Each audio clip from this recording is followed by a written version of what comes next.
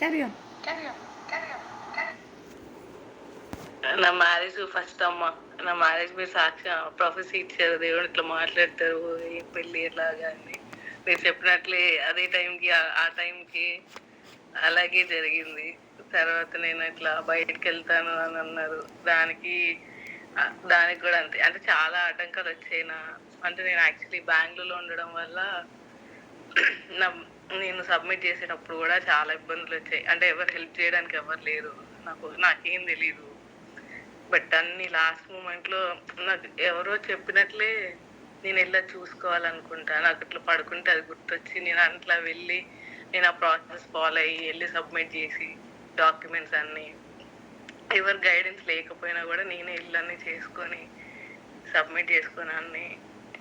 ఇప్పటికైతే ఇట్లా ఇక్కడికి వస్తానని కూడా మీరే చెప్పారు. బట్ 1-2 months లేట్ అయినా నేను అమ్మాయి ఎట్లా వెళ్తాను అని. బట్ ఆ ప్రాసెసెస్ కూడా నెరవేరాయి.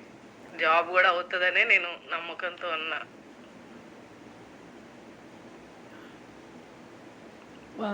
మ్యూట్ లో మాట్లాడుతున్నారమ్మా. Wow, praise the Lord, wonderful Jesus, amen. God is such a beautiful God to beautify your life, right?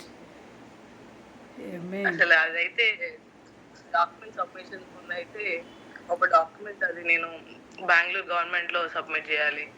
వాళ్ళేమో నాకు అసలు తెలియదు. రోజు వెళ్తున్నా చెక్ చేస్తున్నా కానీ నాకు ఆ డాక్యుమెంట్ రాలే. బట్ ఒక రోజు సడన్ గా పడుకుంటే ఇట్లా ఎవరో నాకు చెప్పినట్లు వెళ్ళి ఒకసారి అక్కడ చెక్ చేయని చెప్పినట్లు నాకు వినిపించి వెళ్ళి నేను అట్లా వెతికిన తర్వాత నేను డైరెక్ట్ వాళ్ళ ఆఫీస్కి వెళ్ళి, నాకు అసలు ఏంటో కూడా తెలియదు. పోలీస్ స్టేషన్ కూడా నేను ఒక్కదాన్నే ఇల్లు అన్ని చెక్ చేసుకొని డాక్యుమెంట్స్ తెచ్చుకున్నాను.